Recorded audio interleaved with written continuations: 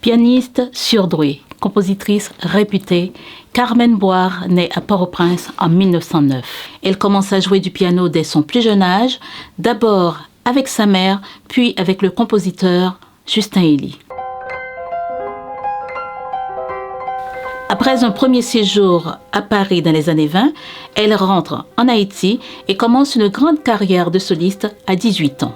En 1929, elle donne son premier récital au Parisiana, grande salle de spectacle et de cinéma qui se trouvait à l'époque au Champ de Mars à Port-au-Prince.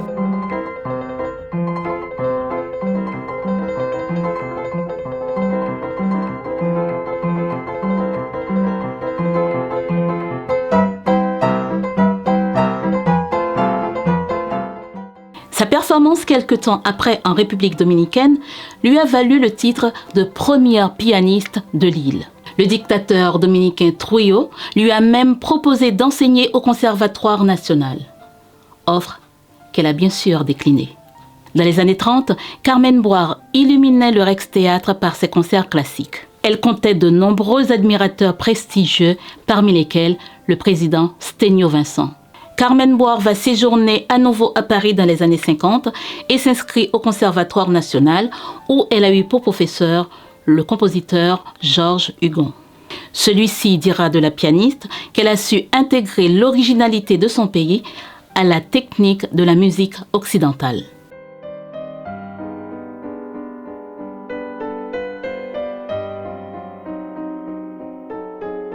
Carmen Boire reçoit à cette époque quelques distinctions et aurait même été félicitée par le grand compositeur français Maurice Ravel. Le folklore haïtien a une forte influence sur elle.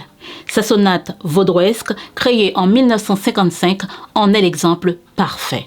C'est l'âme haïtienne dans une sonate, disait le violoniste Fritz Benjamin, qui a été, avec Micheline Lodondoni, le premier à avoir interprété cette œuvre. Très marqué par l'œuvre de son frère, le poète Karl Boire, la plupart de ses compositions en sont directement inspirées. À l'exemple du poème « Quand je serai mort » pour lequel elle a composé une mélodie, ou encore « Nous, les poètes, les fous », titre du premier mouvement de sa sonate vaudouesque. Le musicologue Claude Dauphin écrit au sujet de la compositrice que son ampleur, sa variété, son unité de style font de l'œuvre de Carmen Boire la figure de proue de toute création musicale haïtienne. Mais c'est une personne fantastique, Carmen Boire.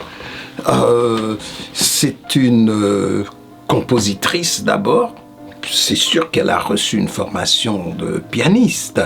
Mais pour moi, c'est la grande personnalité de la composition haïtienne, c'est-à-dire pour les gens de cette génération la plus moderne, qui a vraiment fait faire un bond à la musique, à la composition classique haïtienne dans le XXe siècle.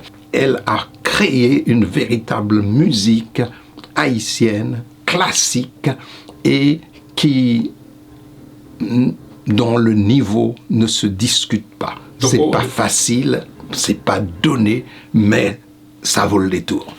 Le chef-d'œuvre de Carmen Boire est sans doute son Baron Lacroix, joué à la Maison symphonique de la Place des Arts par l'Orchestre métropolitain de Montréal en 2012.